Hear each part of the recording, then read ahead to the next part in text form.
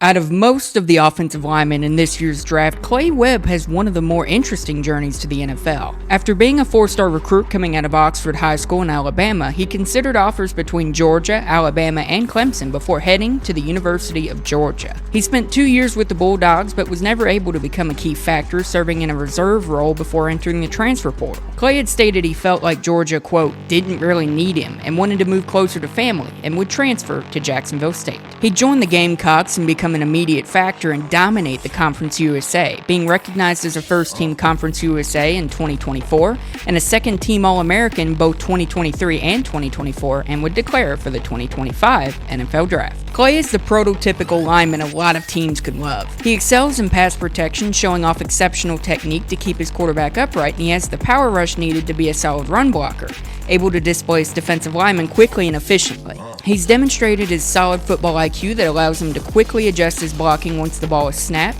and can read defensive lineups well enough to do so. He's shown a great ability at aggressively engaging with rushers, able to push them back with his pure strength and good core strength. While he didn't play much at Georgia, it doesn't take away the fact that Clay has stayed relatively healthy throughout his entire college career, while starting nearly every game for the Gamecocks, which could hopefully translate to the next level. He's also shown some positional versatility, having the correct traits and experience to be able to play both guard and center at the next level. I think Clay could find himself a nice spot on the correct NFL team. The big problem with Clay is he doesn't really have the best frame to be a guard at the next level, sitting at 6'3", 310 pounds, and having shorter arms, which can tend to neutralize his strength if he engages with a longer rusher. He also doesn't have the greatest recovery, meaning if he's unable to get his hands on a defender first and gets beat, he lacks the lower body movement ability to be able to quickly recover. He's definitely not the kind of lineman you want on an island, and can struggle especially at blocking larger rushers, pointing to a possible issue in short yardage situations. Clay also tends to stand up too high when blocking, causing him to lose his leverage against a rusher and can be susceptible to a bull rush with an inconsistent anchor. But possibly the biggest issue with Clay is his experience, or rather inexperience, against higher competition.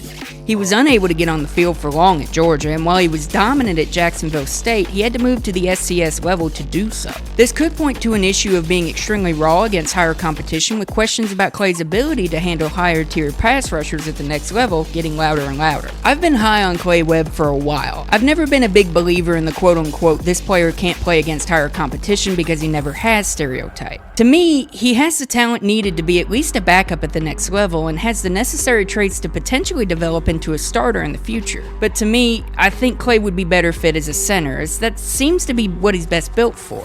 His IQ, physical strength, but short arms put him in a good position for that spot. But I'd also be a little worried that he had to transfer out of the SEC to be able to crack a starting spot. And from what I read, he seemed hesitant to put on weight to do so. He's a little hard to grade, however, with the questions about what position he can play in his competition worrying myself and a lot of scouts. I'd feel safe with the 6th or 7th round pick on Clay, as I don't think he'll go undrafted like some scouts say. Luckily for Clay, he did receive an invite to the 2025 NFL Combine, so hopefully he can put a lot of those pesky questions to rest.